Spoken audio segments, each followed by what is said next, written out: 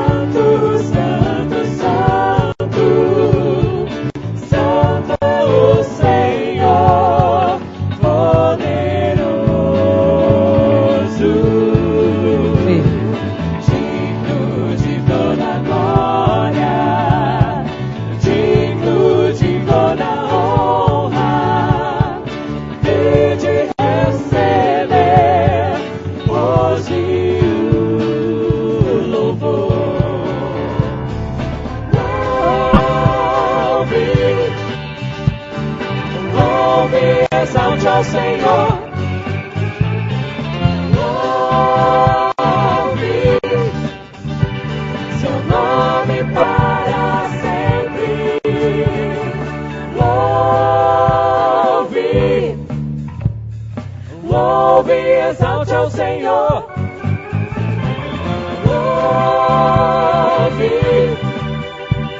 seu nome para sempre. Graça e paz, amados. Bom dia. Esse friozinho, que coragem. E como é bom a gente ter coragem para vir à casa do Senhor, para louvar e bendizer o nome dEle. Só Ele é digno de todo louvor, de toda honra, de toda glória.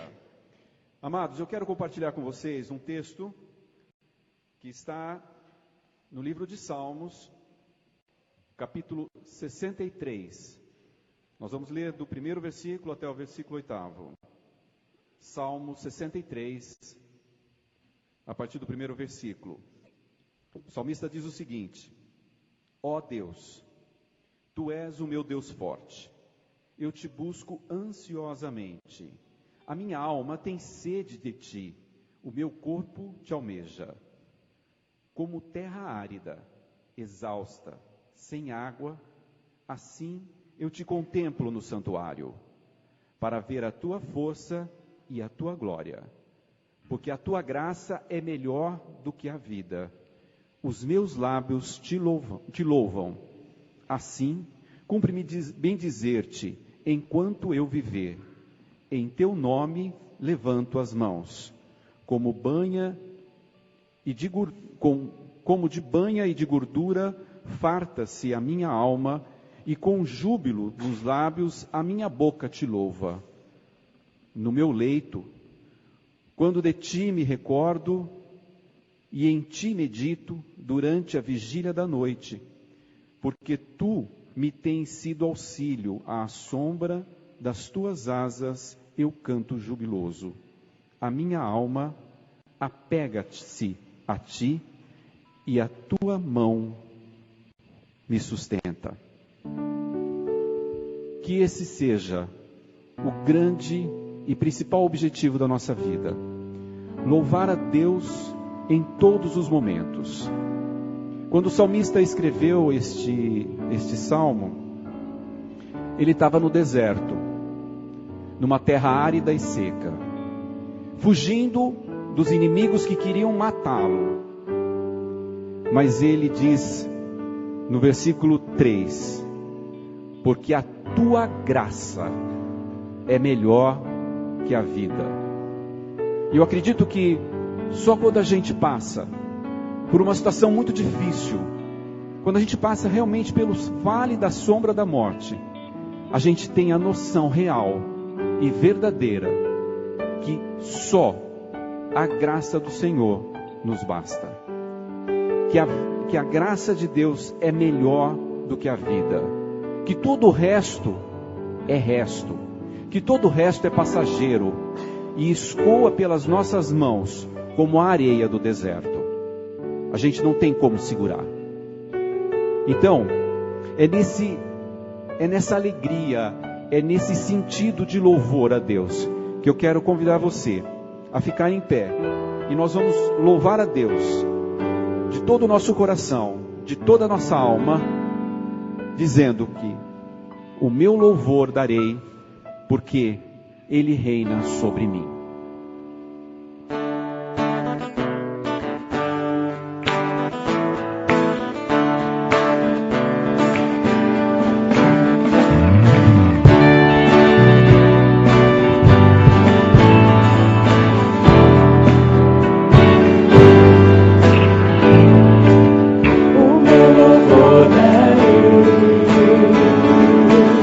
Ao grande Deus e Rei.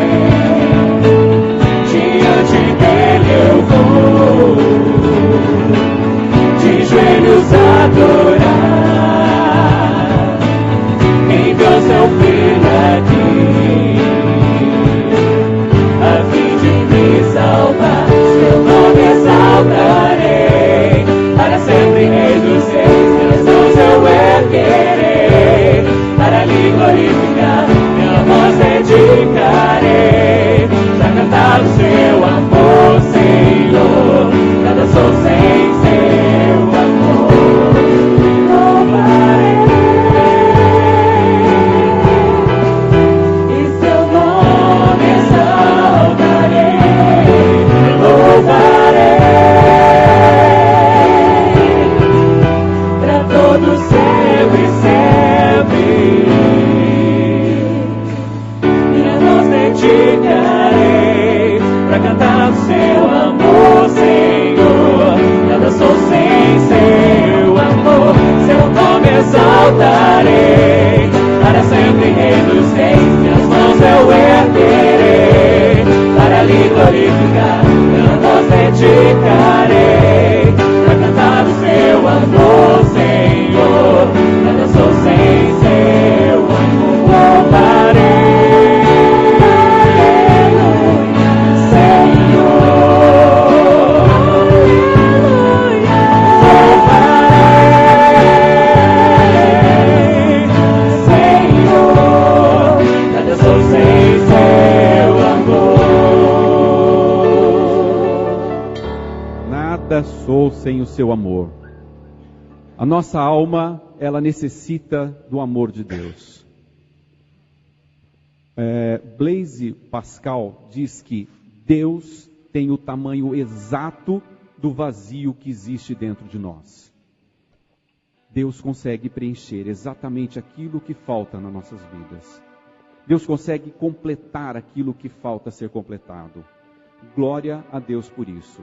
E a nossa alma, ela anseia de água, ela anseia de Deus como a corça anseia de água, como a terra anseia a água, a terra seca, a terra que precisa de água para que a semente brote. E nós precisamos do amor de Deus nas nossas almas.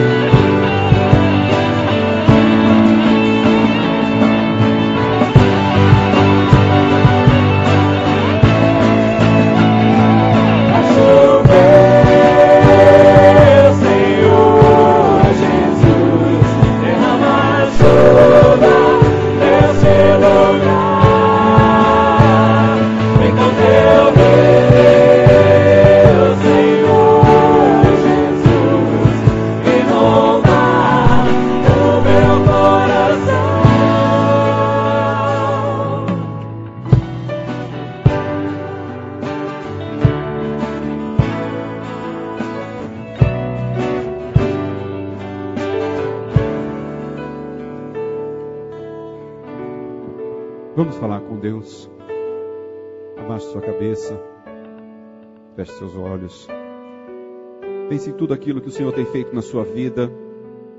Quantas e quantas vezes Ele tem saciado a sua sede, suprido tuas necessidades, segurado na tua mão, te tirado do deserto, te levantado. Pai, antes de qualquer coisa nós queremos louvar o Senhor por tudo que o Senhor tem feito em nossas vidas. Obrigado, ó Pai, porque o Senhor tem ouvido as nossas orações, porque o Senhor tem atendido aos nossos pedidos. Obrigado, ó Deus, porque o Senhor nos conhece. Obrigado, Pai, porque o Senhor conhece a nossa necessidade. Obrigado, ó Deus, porque o Senhor derrama chuvas de bênção sobre as nossas vidas. O Senhor inunda os nossos corações com o Teu amor e com Tua graça e com a Tua misericórdia. Pai, a cada instante, a cada momento, o que nós queremos é bendizer o Teu nome todo o tempo. Que o Senhor venha, ó Deus, com o Teu rio, saciar o nosso coração, saciar a nossa sede e nos cobrir de bênçãos. Amém. Rolling Stones, na música Sex Fashion, pode ficar tranquilo que eu não vou cantar, exemplo do Arthur. Ele afirma que apesar da busca frenética para satisfazer a sede do seu interior, através de contratos milionários, através de viagens, de relacionamentos, isso é impossível. É claro, nós sabemos que só é possível se a gente conhece aquele que pode saciar a nossa sede, aquele que pode suprir todo o vazio que existe dentro de nós. E é a Ele que nós vamos bendizer a todo instante, a todo momento. Eu te bendirei por tudo que o Senhor tem feito nas nossas vidas.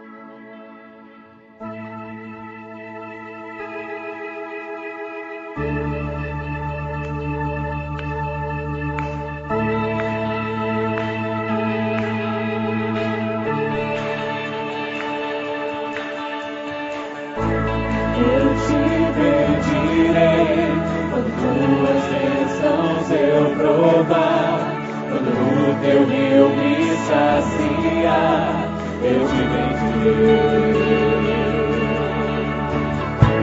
Eu te bendirei quando no deserto estiver, quando a solidão me envolver, eu te bendirei.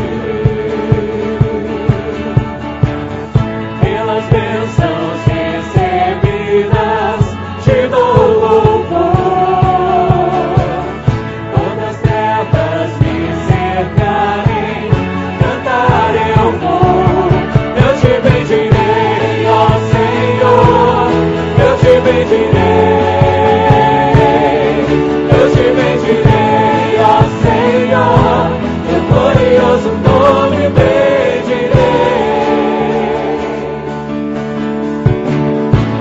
Eu te bendirei, quando a luz do sol brilhar em mim, quando tudo certo eu estiver, eu te bendirei. Eu te bendirei no caminho de aflição, se a dor tomar meu coração, eu te bendirei.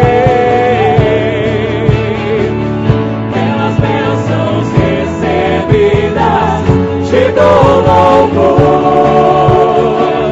Quando as trevas me cercarem, cantar eu vou. Eu te bendirei, ó Senhor, eu te bendirei. Eu te bendirei, ó Senhor, teu glorioso nome bendirei. Eu te bendirei, ó Senhor, eu te bendirei. Eu te bendirei, ó Senhor.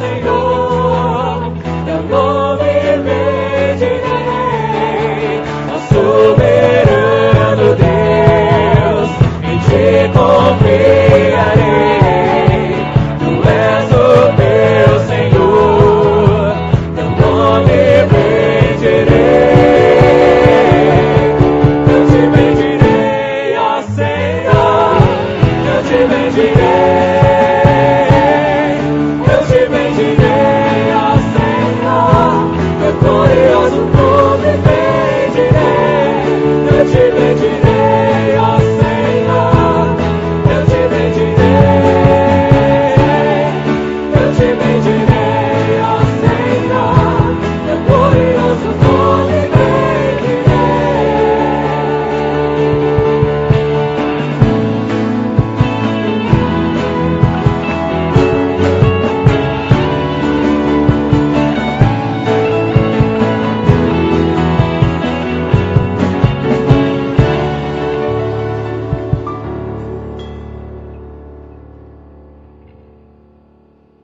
Todas as vezes que a gente passa por momentos difíceis, a gente tem que sempre lembrar de bendizer o nome do Senhor.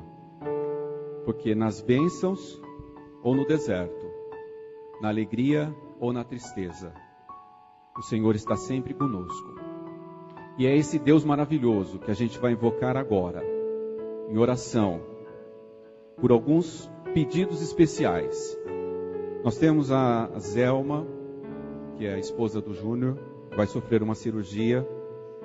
O seu Paulo, pai da nossa irmã Tânia, passou por uma cirurgia essa semana. Graças a Deus já está no quarto, em recuperação, mas requer de cuidados, requer da nossa oração, requer da mão de Deus sobre a vida dele.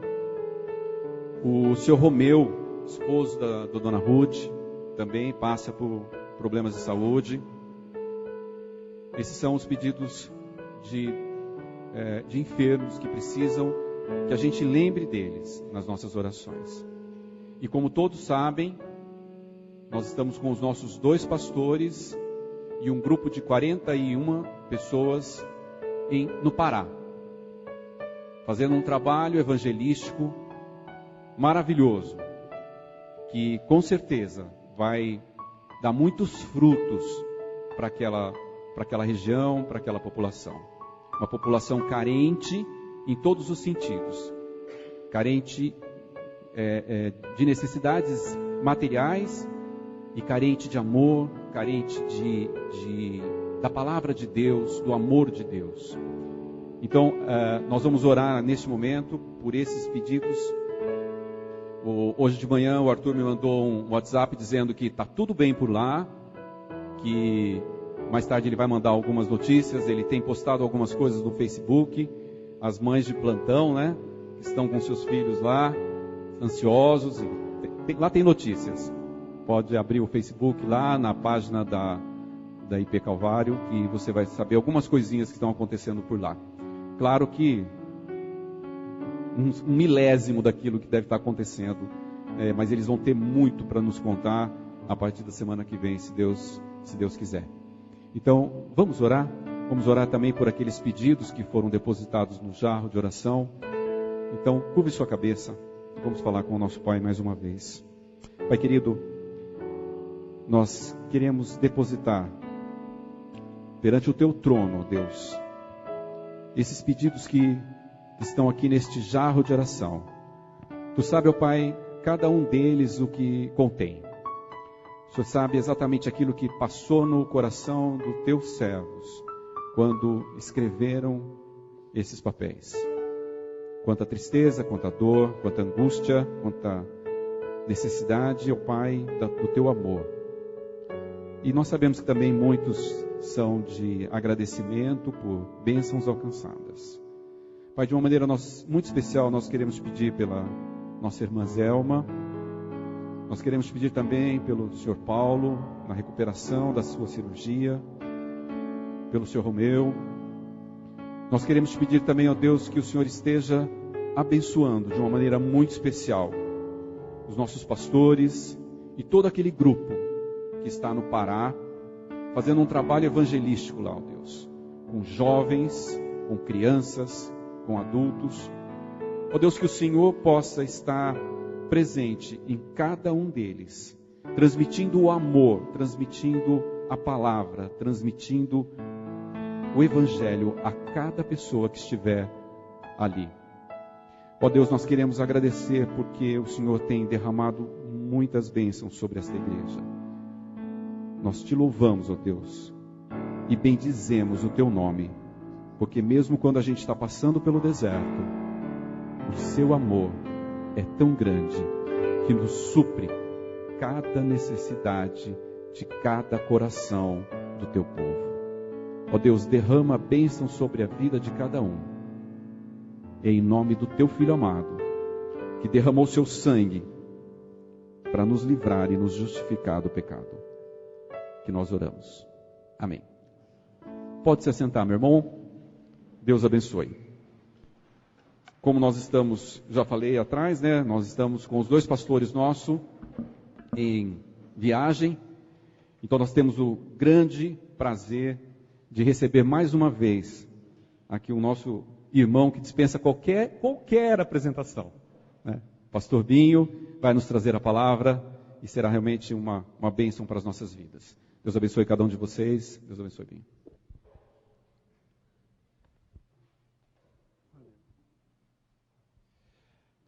Paz do Senhor, irmãos.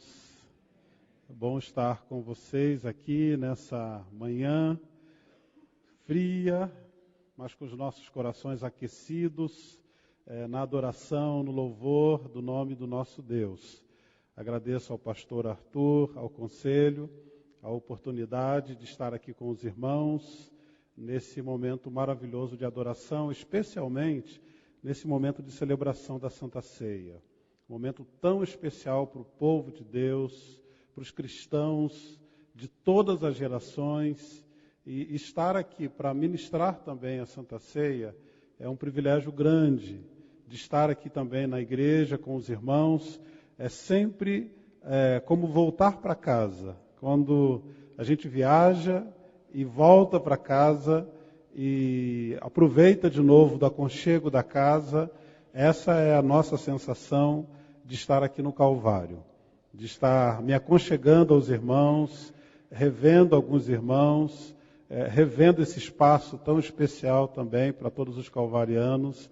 Então que Deus continue te abençoando. Já te abençoou pelas ministrações, pelas músicas, que o Senhor continue através do Espírito Santo também te abençoando pela exposição e pregação da palavra do Senhor. Então, eu quero te convidar para abrir comigo o Salmo 23. Salmo 23. Quando Samuel falou, vamos abrir no Salmo, a gente estava na torcida ali, né? Salmo, ele falou 63. Puxa vida, por 40. O meu é o 23. Diz assim, eu estou lendo na Nova Versão Internacional.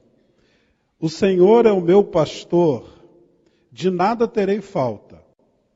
Em verdes pastagens me faz repousar e me conduz a águas tranquilas.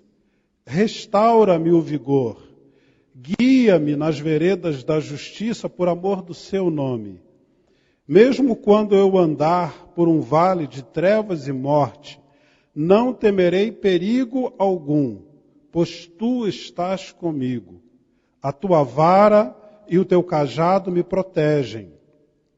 Preparas um banquete para mim à vista dos meus inimigos.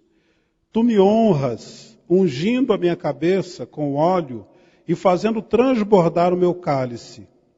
Sei que a bondade e a fidelidade me acompanharão todos os dias da minha vida, e voltarei à casa do Senhor enquanto eu viver.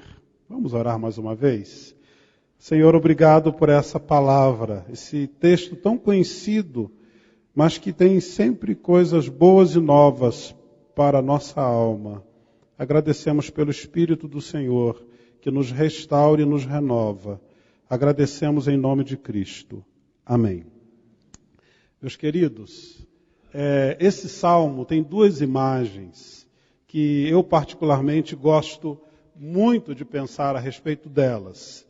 A primeira imagem que nós encontramos aqui é a imagem de um pastor que cuida das suas ovelhas.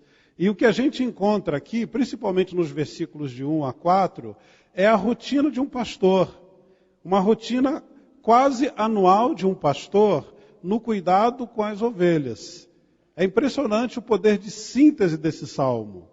É como se esse pequeno salmo fosse um manual de como nós podemos cuidar de uma ovelha ou de um rebanho de ovelhas. Davi era um experiente pastor de ovelhas. ele cresceu cuidando de rebanhos de ovelhas. Ele é de famílias, de gerações de pastores de ovelhas. Então ele consegue sintetizar aqui todo o princípio, toda a norma, a normatização do cuidado que um pastor precisa ter com uma ovelha. A segunda imagem é a imagem de um hospedeiro no cuidado com o seu hóspede. A cultura oriental, especialmente a cultura judaica, é uma cultura muito baseada, alicerçada na hospedagem. Se a gente pensar, por exemplo, em Abraão e todos os personagens da Bíblia, nós vamos perceber que esse traço da hospedagem é um traço característico da cultura de Israel, da cultura onde Davi se desenvolveu, onde Davi cresceu. Na primeira imagem, que é a imagem do pastor que cuida das ovelhas, a figura do pastor, embora seja uma figura assim muito simples, pastoril, é a figura para Israel do rei. O rei é o pastor da nação. O rei é aquele que cuida, é aquele que protege, é aquele que supre os cuidados dos seus súditos. Então a figura de pastor no Velho Testamento, acima de tudo, é a figura real. Quando, por exemplo, Davi fala que o Senhor é o meu pastor, ele está reconhecendo essa realeza de Deus sobre a vida dele. Ele reconhece o cuidado de Deus sobre a vida dele. Ele reconhece que Deus exerce esse papel de proteção para ele. Então, reconhecer Deus como pastor é, acima de tudo, crer no cuidado de Deus. Crer no suprimento de Deus. Crer na provisão de Deus. Crer na proteção de Deus. E Davi sabia muito bem o que ele estava dizendo quando ele fala, o Senhor é o meu pastor. Quando a gente pensa também em Deus como hospedeiro, aquele que hospeda, nós vemos que o Salmo faz um movimento assim muito sutil. Na primeira parte, talvez por se tratar da relação de um pastor com a sua ovelha, a pessoa usada para Deus é a terceira pessoa, o Senhor, Ele. Ele é o meu pastor. Quando a gente chega no versículo 4, acontece uma transição. Ao invés da terceira pessoa, a pessoa atribuída a Deus, com referência direta a Deus, é a segunda pessoa. Ainda que eu ande pelo vale da sombra da morte, não temerei mal algum ou nenhum, porque tu estás comigo. Então, quando a gente fala de Deus como aquele que recebe, aquele que hospeda, nós estamos falando de uma relação mais próxima, de uma relação de intimidade. A segunda imagem, então, tem essa característica muito própria, característica da proximidade, da intimidade, daquele que é hospedado na relação com aquele que hospeda. O Salmo 23 é um salmo muito compreendido, principalmente essa figura da hospedagem, é muito compreendida na cultura. Se nós olharmos na cultura oriental, no Oriente Médio, especialmente em Israel, nós vamos ver como se dá essa questão da hospedagem, de como hospedar, das implicações de se hospedar alguém. Então, esse daqui. Vamos olhar para essa narrativa da cultura oriental. O mundo do deserto e fora das tendas, a gente está falando do período de Israel do Velho Testamento, em uma cultura nômade, ali parece nômada, né? Em uma cultura nômade, era extremamente hostil. Viver no deserto era hostil. Expulsar da tenda um fugitivo era o equivalente à condenação de morte, a não ser que o outro clã recebe o fugitivo em seu recinto. Imaginemos no Salmo um destes fugitivos, perseguido pelos inimigos, que se acolhe ao direito de hospitalidade. O hospedeiro o acolhe em sua tenda, lhe oferece comer e beber, o unge na cabeça com aromas. Os inimigos que perseguiam aquele fugitivo se detêm à porta da tenda. Ao verem o fugitivo comendo, ou seja, desfrutando da hospitalidade, compreendem que está sob a proteção do outro. Qualquer agressão seria atentar contra os direitos sagrados da hospitalidade. Seria uma ofensa ao anfitrião que o recebeu. Os inimigos se retiram. Quando o fugitivo comeu e bebeu, o anfitrião lhe oferece uma escolta de 2 homens que o acompanham até o seu destino final.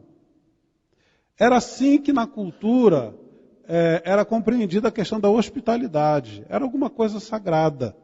Ninguém podia, em hipótese nenhuma, recolher aquele fugitivo que está debaixo do direito da hospitalidade. Depois de oferecer a hospitalidade, o hospedeiro ainda oferece uma escolta para que aquele fugitivo possa ir em segurança. Se você olhar no versículo 6, você vai ver a escolta que é oferecida no Salmo. Bondade e misericórdia certamente me seguirão todos os dias da minha vida e habitarei na casa do Senhor para todo sempre. Essa é a escolta que o Senhor oferece a todos aqueles a quem Ele acolhe. Então Davi compreende muito bem essas coisas. Davi sabe o que está escrevendo, não só pela inspiração do Espírito Santo, mas também pela cultura onde ele está inserido. Mas quando nós olhamos esse salmo, nós vemos que existe muito da vida de Davi nesse salmo. Tem muito da história pessoal de Davi nesse salmo. Eu quero olhar rapidamente para 3 episódios da vida de Davi, para vocês verem como Davi compreende essa história da hospitalidade, de acolher alguém, de receber alguém. A primeira experiência vem lá do início da vida de Davi, quando ele foi ungido rei de Israel. Saul já era rei, mas Deus havia rejeitado o reinado de Saul.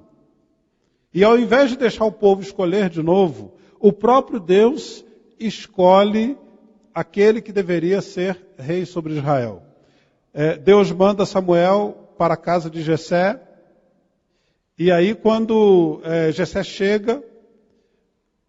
Samuel chega, Jessé começa a apresentar os seus filhos. Os mais velhos, fortes, adultos, aptos para a guerra, soldados já. E então Samuel tem a nítida sensação de que são aqueles mais velhos os escolhidos de Deus. E aí Deus diz para Samuel o seguinte: Samuel, o homem vê a aparência, mas Deus vê o coração.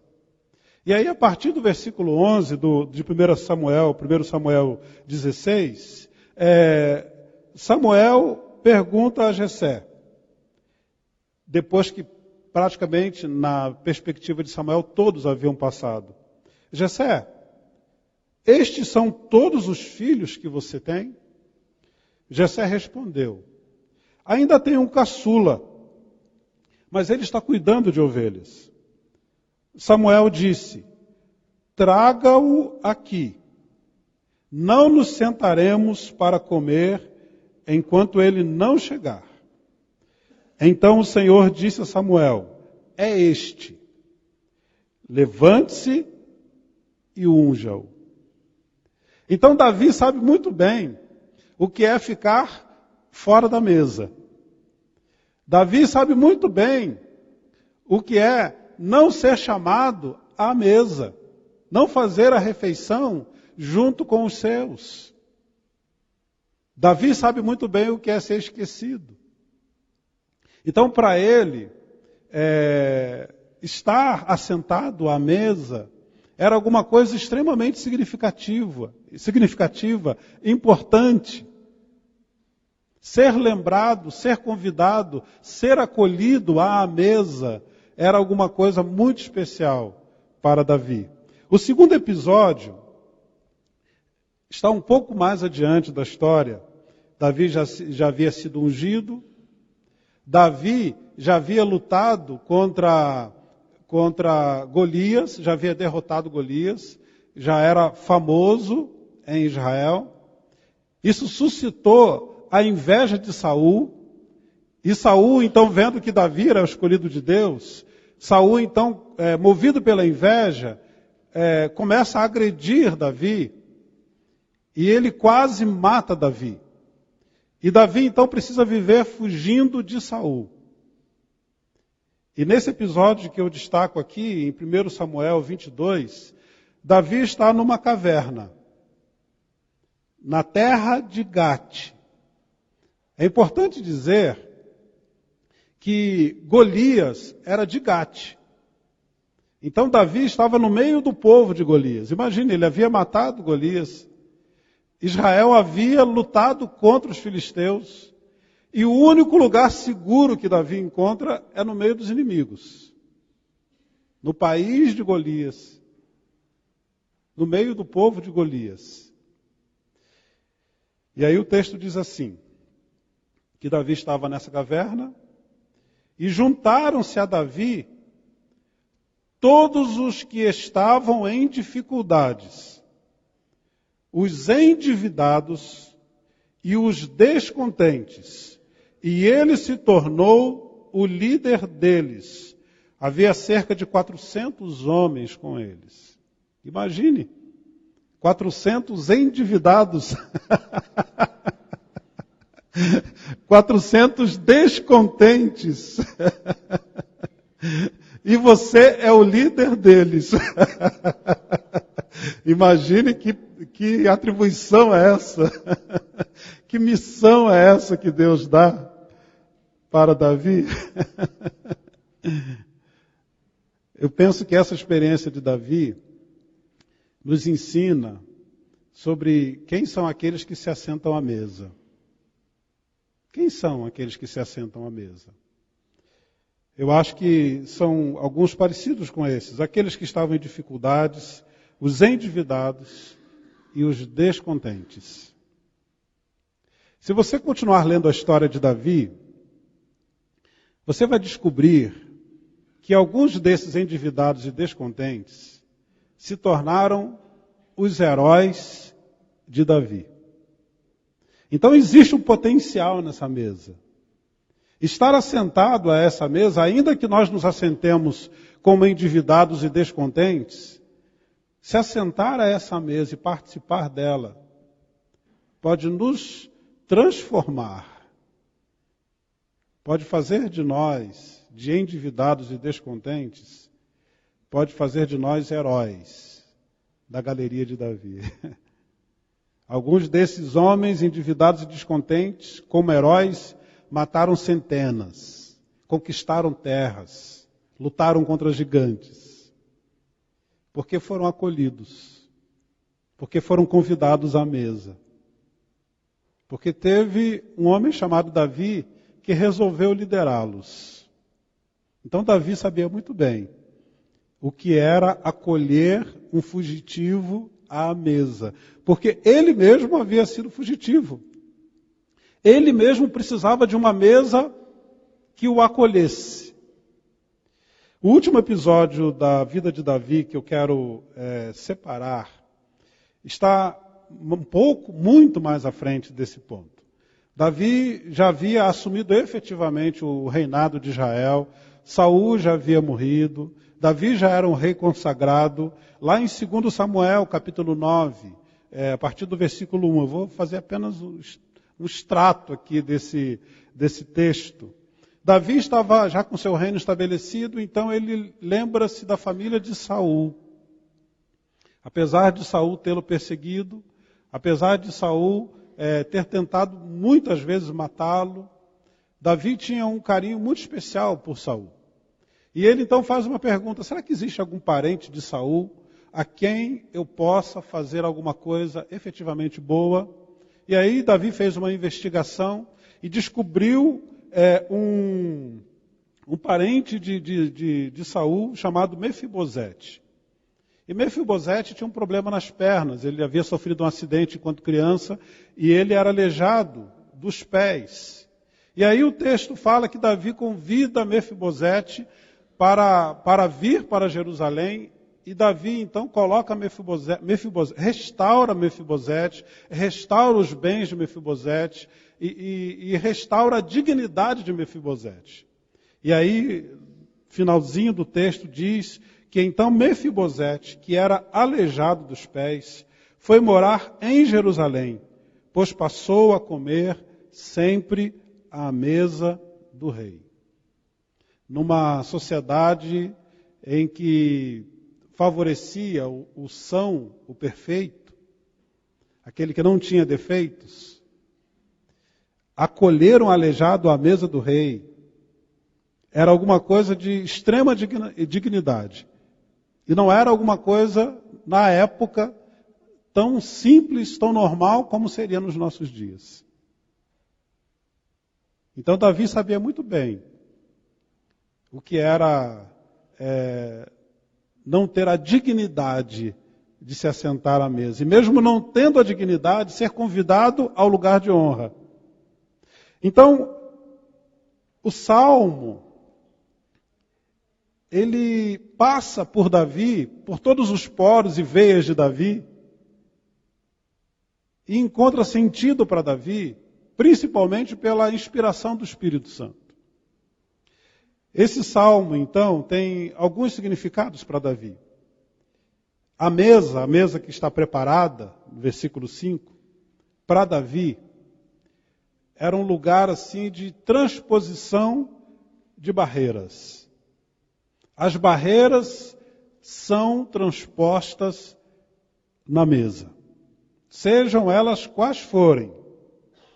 Acertar velhas rixas, antigas mágoas. Na mesa, elas precisam ser transpostas. Eu gosto muito dessa imagem da mesa também no ambiente familiar. As famílias do século XXI, infelizmente, não usam mais a mesa das refeições. E aí as pessoas, cada um no seu compartimento, cada um no seu canto da casa, cada um no seu horário, fazem as suas refeições. E as questões familiares e as rixas e as pendências, elas não se resolvem. Porque não existe mesa, não existe encontro. Pelos milênios, por todas as gerações, a Igreja de Cristo tem insistido com essa história da mesa. E Jesus fala que tem que ser assim até que Ele volte.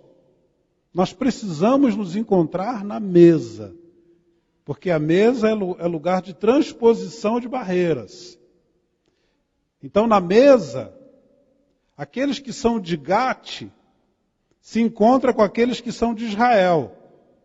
Na mesa, aqueles que são filhos de Saul se encontram com os filhos de Davi.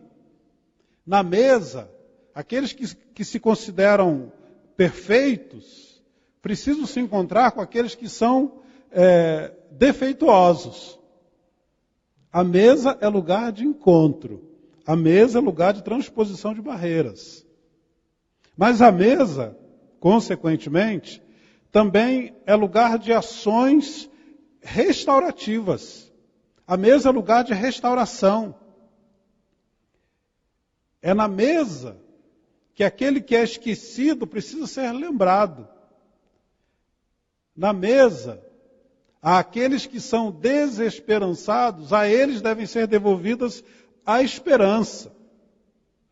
É na mesa que o fragilizado se torna o herói. É na mesa que o marginal precisa ser honrado. Então a mesa é lugar de ações restaurativas. Mas a mesa também é lugar de escolhas radicais. Eu preciso ter atitudes radicais na mesa. É na mesa que eu devo me sentir estimulado a me aproximar do necessitado. Essa é uma postura radical. Porque o necessitado tem demandas. O necessitado tem necessidades, obviamente. E se eu me aproximar do necessitado, eu preciso saber das implicações disso. Se eu me aproximar do aleijado, eu preciso saber das implicações de estar com ele. Se eu me aproximar do endividado, eu preciso saber das implicações do que significa isso. Se eu me aproximar do marginal, eu preciso saber das implicações da marginalidade dele. Eu preciso assumir efetivamente uma decisão. Se eu me aproximar do inimigo, a mesa é lugar de ações radicais. Radicais do tipo andar uma segunda milha, dar a outra face, perdoar 70 vezes 7. Quer coisa mais radical do que isso? A mesa é lugar de ações e de escolhas radicais. Bem, eu preciso fazer uma aplicação cristológica dessa mesa. Essa mesa não é a mesa de Davi. Essa mesa não é a mesa do povo de Israel do Velho Testamento. Mas, acima de tudo, essa mesa é a mesa do Senhor Jesus Cristo. E eu quero olhar com vocês, rapidamente, o Novo Testamento e ler um texto do Evangelho. Evangelho de João, capítulo 13. Evangelho de João, capítulo 13. E esse texto já nos prepara para também participarmos da mesa do Senhor. Porque é esse o contexto. Evangelho de João, capítulo 13. Diz assim: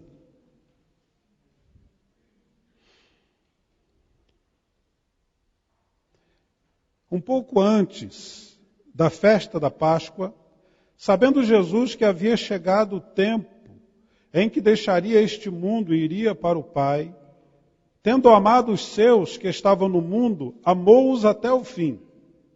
Estava sendo servido o jantar, e o diabo já havia induzido Judas Iscariotes, filho de Simão, a trair Jesus. Jesus sabia que o Pai havia colocado todas as coisas debaixo do seu poder, e que viera de Deus, e estava voltando para Deus. Assim levantou-se da mesa, tirou sua capa, colocou uma toalha em volta da cintura. Depois disso derramou água numa bacia e começou a lavar os pés dos seus discípulos, enxugando-os com a toalha que estava em sua cintura. Chegou-se a Simão Pedro, que lhe disse: Senhor, vais lavar os meus pés? Respondeu Jesus: você não compreende agora o que eu estou lhe fazendo. Mais tarde, porém, entenderá.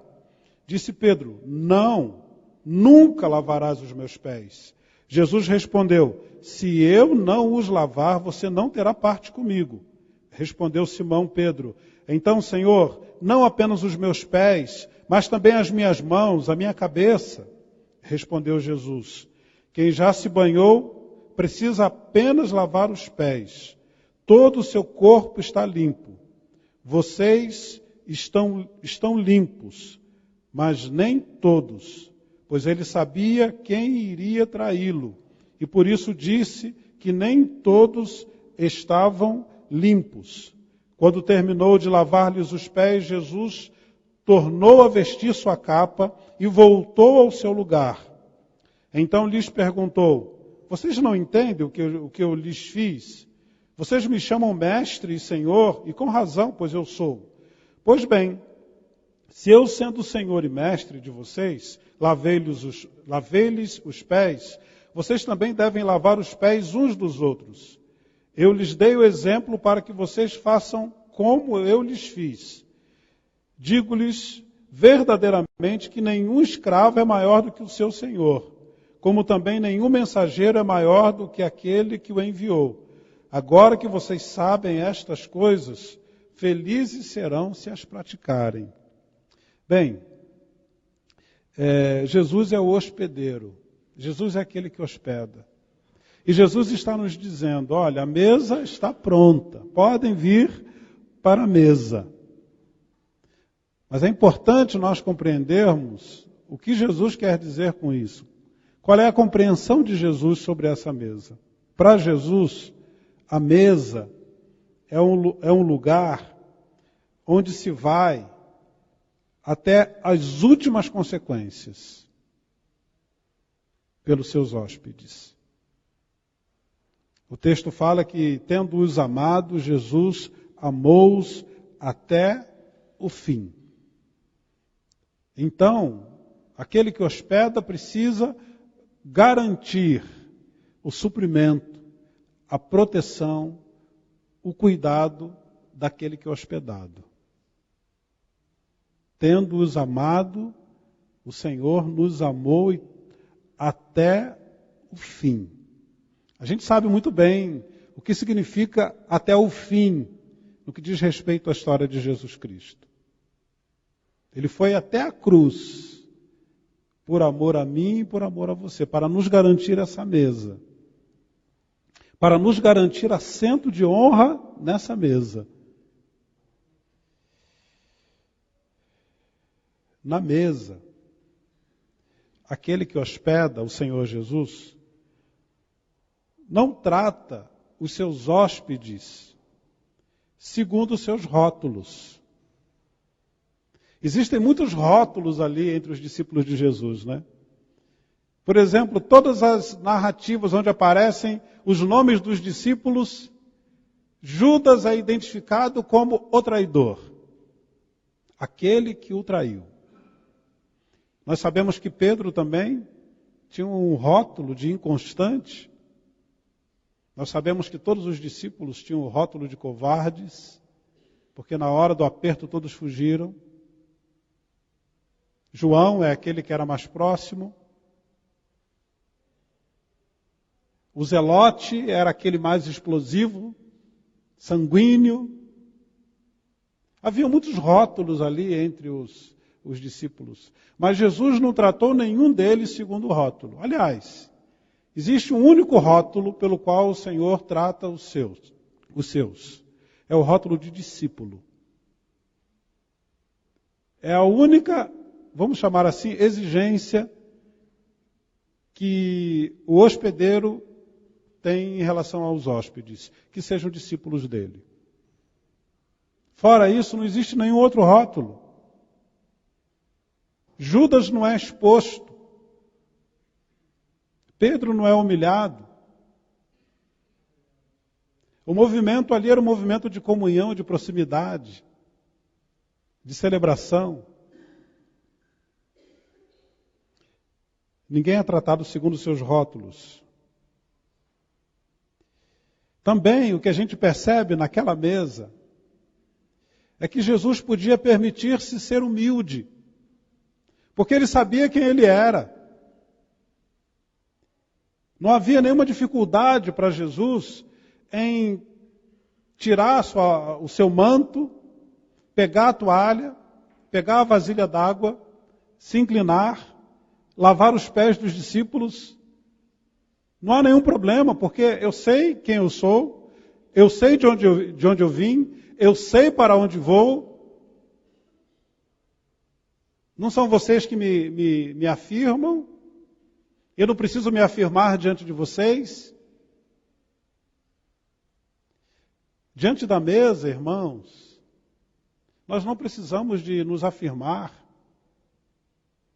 Não precisamos nos colocar sobre ninguém, acima de ninguém. Você sabe quem você é, você sabe de onde você vem, você sabe para onde você vai. Então permita-se a humildade no trato com o irmão, no trato com a irmã. Considere os outros superiores a você mesmo. Porque você sabe de onde você veio, você sabe quem você é, você sabe para onde você vai. É isso que é dito a respeito de Jesus. Ele veio do Pai. Ele é o Filho de Deus. Ele é um com Deus. Então ele pode se permitir esse movimento de humildade. É só na mesa. É por isso que quem serve a ceia na tradição cristã são os presbíteros da igreja, são os líderes da igreja. Porque no reino de Deus, o maior é aquele que serve. O maior é aquele que se inclina para lavar os pés. O maior é aquele que trata o outro como superior a si mesmo. Essa é a lógica do reino de Deus. Na mesa do Senhor Jesus, as relações, elas se sustentam pela aliança com o hospedeiro. Se existe uma exigência, é aliança com o hospedeiro, é compromisso com o hospedeiro. É compromisso com aquele que hospeda. Na ceia do Senhor, para participar dela, nós precisamos ter uma aliança com o Senhor Jesus. É uma aliança de fé. Pensa lá no deserto. A única coisa que garantia o fugitivo era acreditar naquele que estava hospedando. Ele não tinha garantia nenhuma. Era acreditar que aquela pessoa que estava hospedando iria lhe proteger. Você precisa ter um vínculo com o Senhor Jesus, um vínculo de fé. Você precisa crer em Jesus como o seu pastor. E você sabe qual é a implicação disso, né? O pastor é o rei. Dizer o Senhor é meu pastor é ser súdito do rei. Então você precisa ter uma aliança de fé com aquele que é o cabeça dessa mesa. Com aquele que preparou efetivamente essa mesa, que é o Senhor Jesus. Você precisa ter uma aliança com Ele. A perpetuação da mesa depende da coerência daqueles que dela participam. A mesa não pode ser uma cerimônia. A mesa não pode ser simplesmente parte da liturgia. Mas a mesa precisa mover as minhas ações em relação ao meu irmão. É por isso que Paulo fala, examine-se, pois, o homem a si mesmo, e assim coma e beba. Se eu não tenho lavado os pés dos meus irmãos, a exemplo de Jesus, se eu estou em rixa com o meu irmão, se eu estou magoado com o meu irmão, minha irmã, o conselho bíblico é que eu coma do pão e beba do cálice. E depois faça o movimento de ir lavar os pés do meu irmão ou da minha irmã. Nenhum discípulo de Cristo, hoje de manhã, deve se isentar da mesa. Todos nós precisamos dela participar. E se nós não temos vivido na coerência da mesa, então comamos do pão, bebamos do cálice e vivamos, a partir de agora, na coerência da mesa, na humildade que a mesa nos impõe. Quando eu penso na mesa, no contexto familiar, eu imagino, por exemplo, a mãe dizendo assim, pessoal, a mesa está pronta. E principalmente quando todo mundo está com fome, aquela correria só. Uns descem lá do quarto, outros vêm do quintal, outros chegam da rua, e todo mundo correndo se aninha ao redor da mesa. Jesus, há muito tempo atrás, disse: a mesa está pronta. Então, quem é discípulo de Cristo precisa vir correndo e participar da mesa. Se você ainda não reconheceu Jesus como seu Senhor e seu Salvador, se você ainda, pela fé, não é discípulo de Cristo, você precisa assumir uma posição e uma decisão radical em relação a Ele, de tê-lo como seu pastor, de tê-lo como rei da sua vida. E a partir disso, você pode experimentar conosco esse privilégio de participar da mesa do Senhor. Então, dito isso, irmãos, penso que falei tanto da mesa que deu água na boca. Eu quero convidar os presbíteros para que estejam comigo aqui, para que possamos viver aquilo que nós pregamos, possamos experimentar o privilégio de participarmos da mesa do Senhor.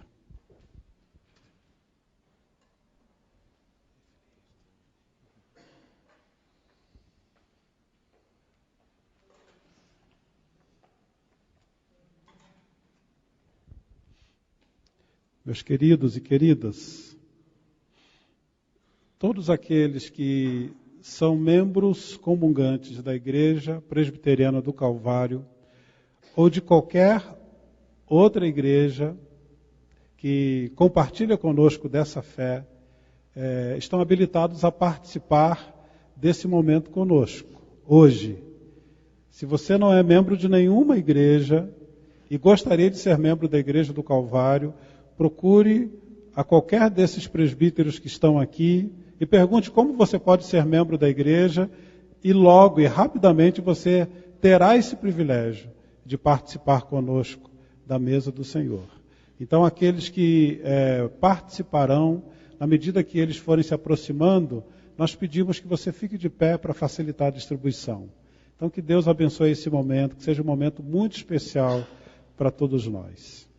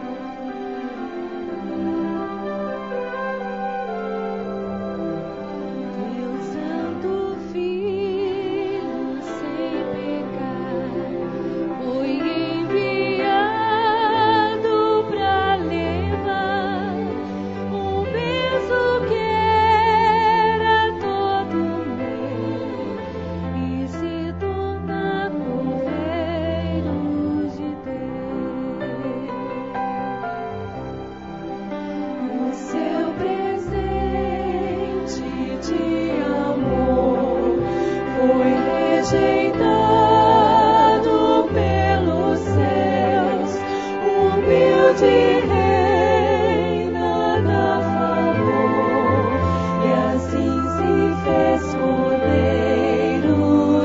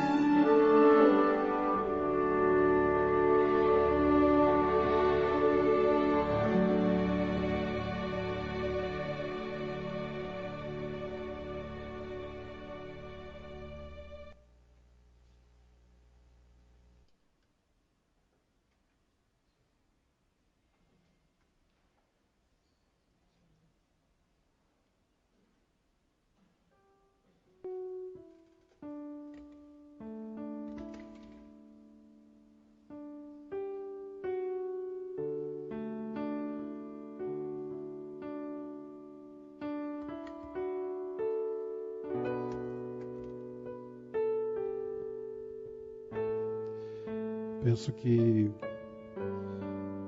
um dos testemunhos mais significativos que eu ouvi na Santa Ceia veio de uma pessoa que nem cristã é. Ela um dia, falando sobre essa prática dos cristãos de comerem o pão, ele fala, olha, existe uma sabedoria nisso. Porque na medida que a pessoa vai comendo, ela vai introjetando, ela vai colocando dentro de si. E nós colocamos dentro de nós não apenas o pão, nós colocamos dentro de nós toda a simbologia da Santa Ceia. Então, todas as vezes que você participa da Santa Ceia, você está fazendo um convite para que essas realidades espirituais decorrentes da Santa Ceia penetrem dentro de você, encontrem solo fértil dentro do seu coração. Então, comer do pão é deixar as realidades decorrentes da mesa do Senhor entrarem no nosso coração e fazerem diferença na nossa vida, porque o coração da gente é a fonte da vida. É a fonte da nossa história. É a nascente da nossa história. Então, se nós colocamos o Evangelho e a graça de Deus lá naquele lugar, vai transbordar por toda a nossa história, por toda a nossa vida. Então, vamos, na imagem desse não cristão, vamos introjetar não só o elemento pão, mas vamos, pela fé, pedir, Senhor, que as realidades do Evangelho, que as realidades da mesa do Senhor Jesus penetrem fundo no meu coração, na minha vida. Comamos juntos, irmãos, do pão. Comamos.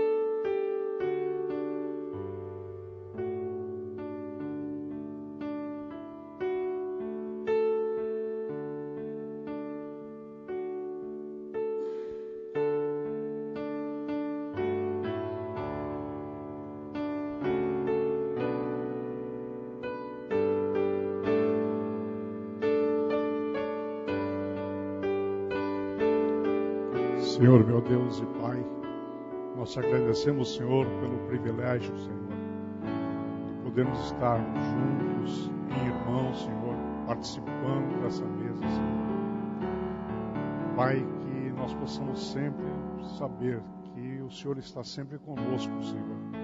Todas as vezes que nós participamos, Pai, dessa mesa, nós estamos lembrando, Senhor, daquilo que o Senhor nos pediu. E é por isso, Pai, que nós te agradecemos, te louvamos, te bendizemos, te adoramos, Senhor. Em nome de Jesus Cristo, Pai. Amém. Depois de haver ceado, o Senhor tomou o cálice e disse: este é o cálice da nova aliança do meu sangue, derramado em favor de muitos para a remissão de pecados. Então, esse é o cálice que nos garante a nossa permanência na mesa, diante da mesa do Senhor, até que Ele venha. E depois que Ele voltar por toda a eternidade. Bebamos do cálice, então, irmãos, e celebremos a nossa restauração à mesa do Senhor.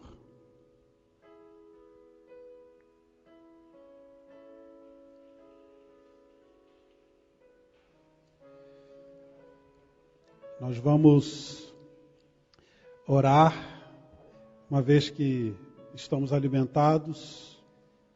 Nós vamos orar para o restante desse dia, para que essa palavra e esse alimento nos sustente por esse dia, por essa semana, e continuemos caminhando na força desse alimento. E nós queremos incluir nessa última oração, além dos pedidos do jarro, dos pedidos que foram mencionados, também nós vamos orar pela vida da Bárbara, só para identificá-la melhor, a esposa do Alexandre. A Bárbara estará se submetendo a uma cirurgia no dia 25 de julho e nós precisamos colocá-la na nossa pauta de oração, pedindo bênção do Senhor também sobre a vida da Bárbara. Vamos orar então? Vamos ficar de pé? Vamos orar? Oremos então, irmãos. Senhor, muito obrigado. Obrigado, Pai, por estarmos juntos ao redor da mesa. Obrigado porque o cabeça dessa mesa e dessa família é o Senhor Jesus. Obrigado porque é Ele que nos garante o privilégio de estarmos, ó Deus, aqui. Obrigado, ó Deus, pela graça do Senhor, pelo Evangelho.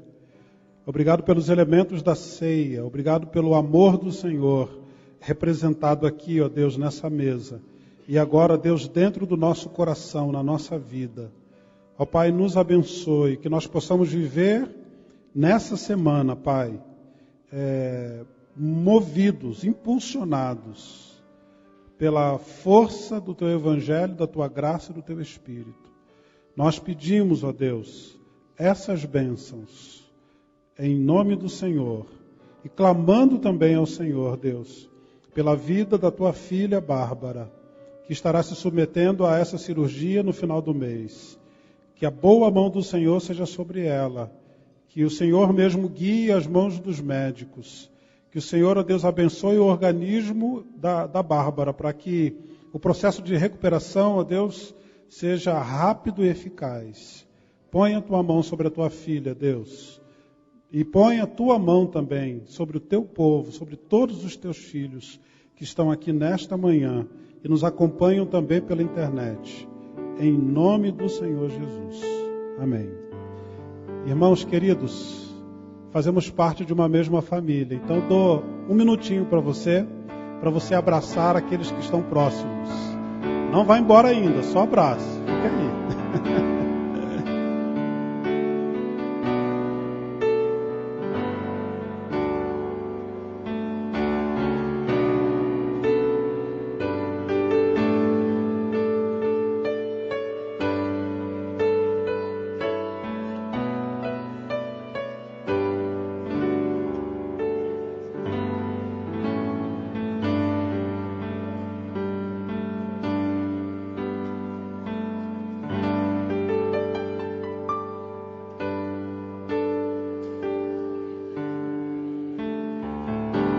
Meus queridos,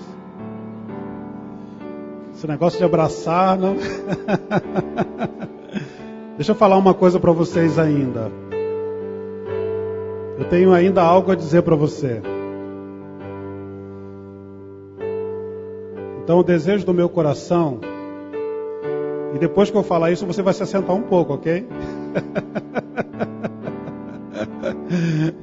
O desejo do meu coração é que a graça do Senhor, o amor de Deus, o nosso Pai, e o poder do Espírito Santo estejam sobre você, sobre a sua casa, sobre a sua família, sobre essa igreja e sobre todo o povo do Senhor que está espalhado pela face da terra, não apenas hoje, mas pelos séculos dos séculos. Amém?